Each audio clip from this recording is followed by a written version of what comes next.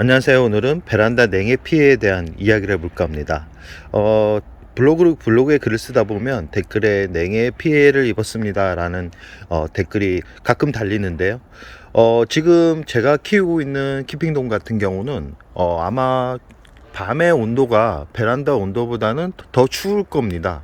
그런데도 이렇게 냉해를 입지 않는 거는 아무래도 낮 시간에 햇살이 충분하게 들어오고 바람이 통하지 않기 때문에 냉해 피해를 덜 입는 거고요. 가장 중요한 부분은 뭐냐면 봄부터 적응 훈련이 되어 있어서 그럽니다. 봄, 여름, 가을, 겨울 이렇게 순차적으로 시간의 흐름에 따라서 식물이 적응을 할 수 있는 시간을 만들어 줬던 게 냉해 피해를 입지 않는 가장 중요한 부분 중에 하나입니다. 닭을 키우면서 가장 어려운 부분이 뭐냐면 닭을 구입해서 적응 훈련이 안 된 상태에서 계절이 변화가 있을 때 가장 많은 닭귀가 희생을 당합니다. 그래서 닭귀를 구입할 때는 꼭 봄과 가을에 초입에 들었을 때 구입하라는 이유가 바로 적응 훈련을 할 시간을 벌어주기 위해서 그럽니다. 베란다 냉해는 단 3가지만 조심하시면 절대 베란다 냉해로 닭귀가 떠나보내는 그런 일은 없을 겁니다. 첫 번째 뭐냐면 햇살을 많이 보여주기 위해서 베란다 창가죠. 창가 근처에 이 닭귀 화분을 배치를 합니다. 낮 시간에는 괜찮습니다. 낮 시간에는 들어오는 햇살과 이 기온이 높아지기 때문에 이 냉해를 입지 않는데, 이 냉해를 입는 시간대가 보통 새벽 1시부터 6시까지 그 시간대에 대부분 냉해를 입는 원인을 제공합니다. 그렇기 때문에 이 낮 햇살을 조금이라도 더 받게 하기 위해서 창가 근처에 창과 가까이에 놓는 것을 저는 절대 추천드리고 싶지는 않습니다. 아니면 창에다 비닐 같은 거를 붙여가지고 냉기가 들어오는 것을 보호하면 냉해를 최대한 막을 수 있습니다. 두 번째는 뭐냐면 물을 추운 날 주기 때문에 그럽니다. 추운 시간에 추운 날 일기예보를 항상 보라고 말씀을 드리는데요.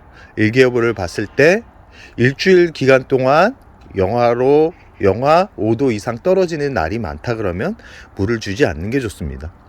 물을 주면 뿌리가 흡수하지 못하게 되고 수분이 오랫동안 머물러 있다 보면 화분 속에 냉기가 차기 때문에 뿌리가 손상을 입습니다. 그런 상태에서 기온이 많이 떨어지게 되면 결과적으로 냉해 피해를 입는 그 원인이 될 수 있습니다. 그리고 창틀 쪽에서 바람이 들어오는 베란다도 있을 겁니다. 그런 부분을 수시로 막아 주셔야 됩니다. 이 겨울 바람이 무섭습니다.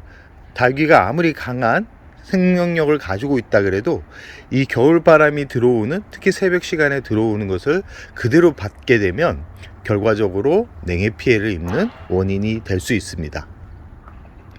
세 번째는 뭐냐면 물을 주고, 이 베란다 같은 경우는 타일로 되어 있을 겁니다. 저희 집에서도 베란다에서 키울 때 절대 타일 바닥 밑에다가 화분을 그대로 놓지는 않습니다.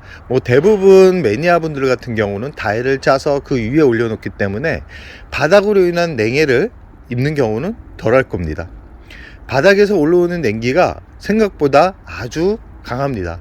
그래서 물을 주고 난 후에 냉해 피해를 입는 분들이 많아지는 겁니다. 어떻게 하면 냉해 피해를 줄일 수 있을까요? 바닥에 신문을 깔아 가지고 그 위에 화분을 올려놓는 것도 방법입니다. 이 신문이 의외로 보온 덮개 효과도 있지만 수분을 빨아들이는 제습기 효과도 있습니다. 물을 빨아들이기 때문에 화분 속에 이 습도가, 그리고 바닥에서 올라오는 냉기를 두루두루 잡아줄 수 있습니다. 생각외로 많은 분들이 이 부분을 무시하는 분들이 많더라고요. 신문 효과 좋습니다. 제가 경험적으로 느꼈던 부분이기 때문에 정말 강추하는 부분입니다. 3가지 지금 알려드렸던 창가 근처에 화분 배치하지 말기, 두 번째 추운 날 물 주지 말기, 세 번째 바닥에서 올라오는 냉기 조심하기, 그리고 마지막이 뭐냐면 아까 처음에 말씀드렸던 적응 훈련이 덜 된 다육이들 분갈이 하지 말기, 그리고 분갈이를 한다 그래도 물은 바로 주지 말기 라는 말씀을 드리고 싶습니다. 이 다육이가 적응 훈련이 안 된 상태에서 분갈이를 하게 되면 뿌리는 정말 내리기가 쉽지 않겠죠.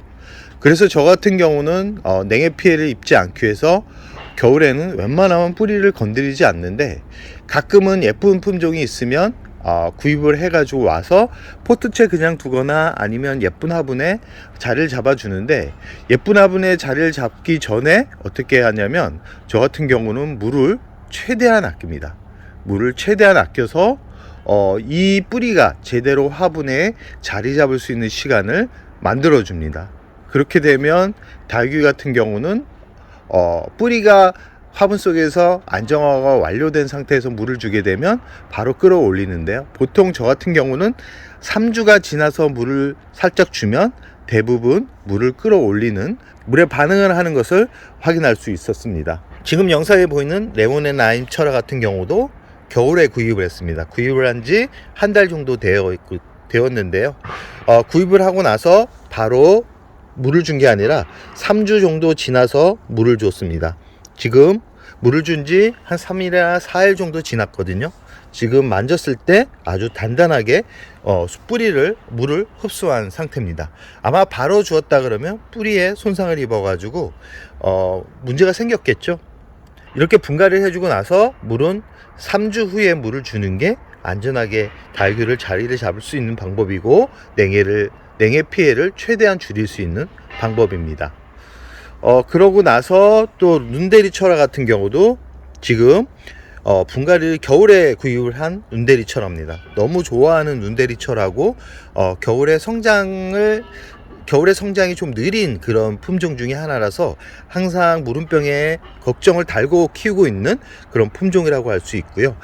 지금 분갈이를 하고 나서 저 같은 경우도 아까 말씀드렸듯이 3주 지나서 물을 주고 난 후에 물을 관수를 하지 않은 상태인데, 지금 만졌을 때 단단함과 웃자람이 전혀 보이지 않는 그런 모습을 보여주고 있습니다.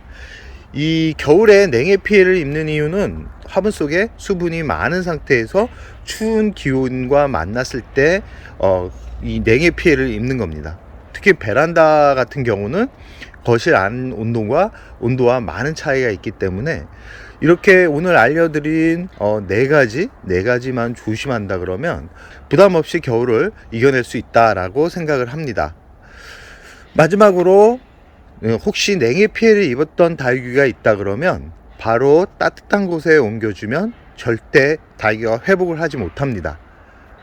혹시 잎이 얼었을 경우는 약간 온도차가 조금 나는 한 1, 2도 정도 차이 나는 곳에 이동을 시켜가지고 서서히 풀리게 만들어야지, 갑자기 온도차가 10도 이상 차이 나는 곳으로 옮기면 절대 살아나지 않습니다. 다육이 잎이 얼었다 해서 죽는 게 아닙니다. 줄기만 얼지 않으면 다육이는 다시 회복하는 그런 힘이 아주 강하기 때문에, 이 어른 다육이들 같은 경우 줄기를 잘 보시기 바랍니다. 줄기가 얼었는지. 줄기가 얼은 거를 어떻게 확인하냐면, 줄기가 얼은 부분은 만졌을 때 이 줄기 표면이 약간 들어가 있습니다. 그리고 쭈글쭈글한 부분이 있는데 그런 부분을 잘 확인하시기 바랍니다.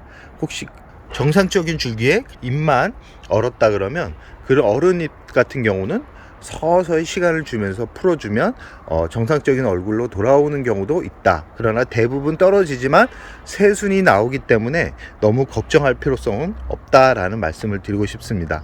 베란다 냉해 너무 걱정할 필요 없습니다. 무리하게 키우지 않고 무리하게 환경 변화를 주지만 않는다 그러면 다육이 같은 경우는 절대 이 겨울에 웬만하면 죽지 않는다라는 말씀을 드리면서 오늘의 영상을 여기서 마무리할까 합니다.